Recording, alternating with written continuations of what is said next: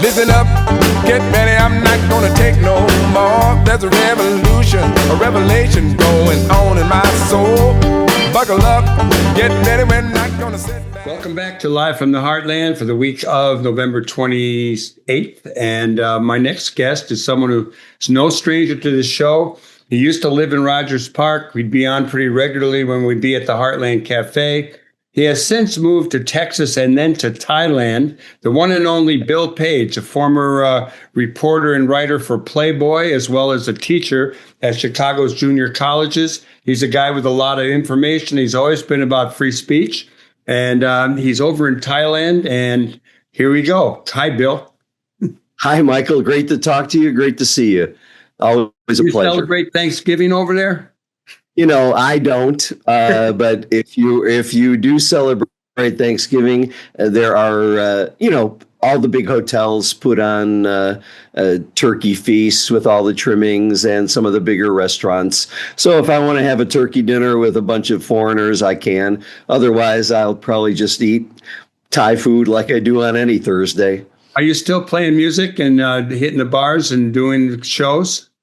All of that. I played a set tonight at a very nice place where we have a Wednesday night thing, and there's typically four foreigner bands or acts performing. And last week we had about 60 people, which is a really nice night for a crowd. Tonight we had about 30 people. So anyway, I'm playing at that place. It's called Shish Bar, the Shish Bar.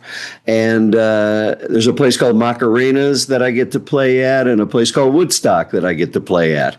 So these are all, it's all very intricate about having an AO visa, retirement visa. I'm not allowed to volunteer. I'm not allowed to work. So I have to be very careful about choosing these open mic and foreigner jam situations where there's clearly no money being exchanged. Well, you got to be careful because I know that they have laws over there. They have one that's leaving the house without underwear is considered against the law, though enforcement is rare. And they do play the national anthem, twice a day, 8 a.m. and 6 p.m. Every Thai national television station and radio station plays the national anthem. And if you go to the movies, you sit through, there's a long sort of homage to the king, where they talk about 10 different areas of Thai life that he's improved on. And they play there's a king's anthem, which is different from the national anthem. There's also a queen's anthem.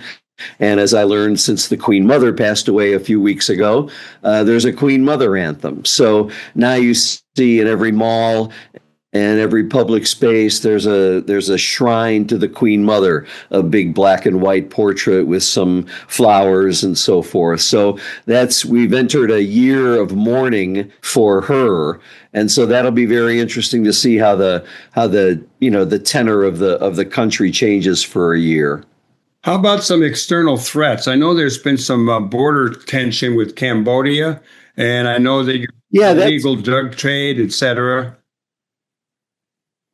The border conflict is just that. It's a border conflict. The border between Thailand and Cambodia is 800 kilometers, and there 300 or 600 of it is demarcated, and everybody accepts. But there's 200 kilometers of it that are in dispute.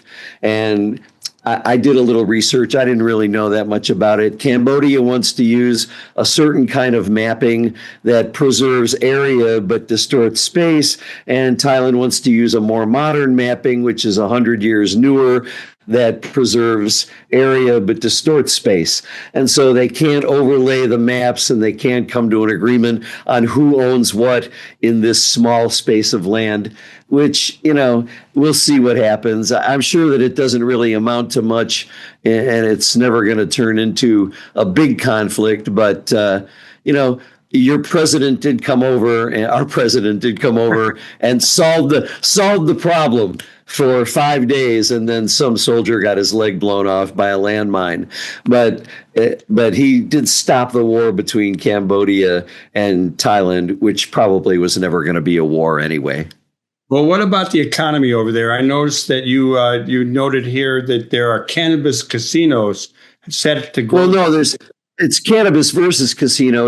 There's an interesting dynamic going on here. The casinos are having a hard time getting traction, really because of I think the Buddhist religion and the fact that most Thai families are in a lot of debt. And there's a social concern that if you have the availability of casinos, then that will encourage more people to gamble and get into more debt. There's also a plan afoot to make sure that everybody that goes into the casino has a certain level of income and a certain amount of resources to gamble at a casino, which really does not serve the Thai people and is not going to fly in any sort of Thai government situation. So the casinos are one thing. They're having a hard time getting that together, but they're seeing a lot of money draining off to Laos and Singapore and Cambodia, where they do have legalized gambling. The cannabis situation, when I got here 8 years ago, cannabis was still legal. Then one day, 5 years ago, 6 years ago, it was legal. They just deregulated the plant and made it all legal. So a lot of people invested a lot of money in farms, in dispensaries, all throughout the country.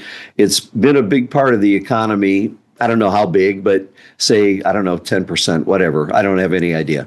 But now some factions came along and said, cannabis is being smoked in all these areas of Bangkok and Pattaya and Phuket, where there's a lot of tourists, and we don't want the smell. And they did build a loophole into the original law that said you can't smoke in public and disturb other people.